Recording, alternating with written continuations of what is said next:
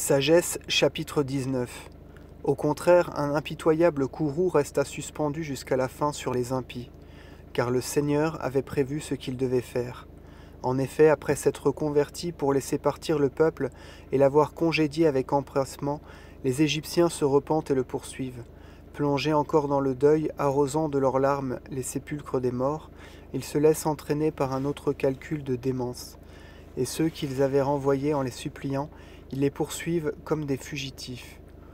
Une juste nécessité les poussait à cette fin, et l'oubli de ce qui venait d'arriver les abusait, afin que le châtiment achevât ce qui manquait à leur torture, et que votre peuple fît l'essai d'une voie miraculeuse, tandis qu'eux-mêmes allaient trouver un genre de mort inconnu. Car alors toute créature reçut d'en haut, sans changer de nature, une forme nouvelle, en obéissant à vos ordres, afin que vos fils échappassent sains et saufs.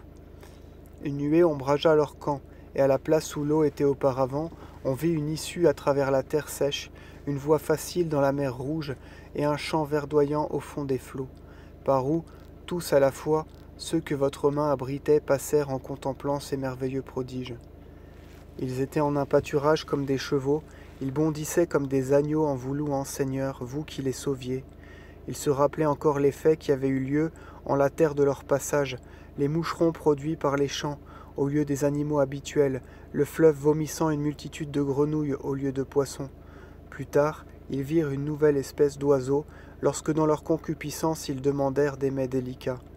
Au gré de leur désir, Dieu fit lever pour eux de la mer des râles de cailles, dans le même temps que le châtiment atteignait les pêcheurs, non sans en avoir été avertis par de grands coups de tonnerre. Mais ils souffraient justement à cause de leurs péchés, car ils avaient été inhospitaliers de la manière la plus cruelle. En effet, ce n'étaient point des inconnus qu'ils avaient accueillis, mais des hôtes bienfaisants qu'ils avaient réduits en esclavage. Et ce n'est pas tout. Une autre considération, c'est que c'était un peuple étranger qu'ils avaient traité indignement. Après avoir reçu au milieu des fêtes ceux qui étaient accoutumés déjà à vivre sous leur loi, ils les ont accablés de cruels travaux. Mais ils ont été frappés d'aveuglement comme ceux qui, devant la porte d'un juste, enveloppés de ténèbres impénétrables, cherchaient tous la porte de leur propre demeure. Les éléments furent métamorphosés en leur essence, comme dans la harpe les tons du rythme changent de nom, quoique le son subsiste, comparaison qui montre exactement ce qui alors se passa. Les animaux terrestres furent transformés en poissons, ceux qui nageaient marchèrent à terre. Le feu redoubla d'énergie au milieu de l'eau, et l'eau ne se souvint plus de son pouvoir d'éteindre. Les flammes, en revanche, ne consumaient pas la chair des faibles animaux qui les traversaient. Elles ne fondaient pas l'aliment divin, quoiqu'il fût aussi facile à fondre que la glace.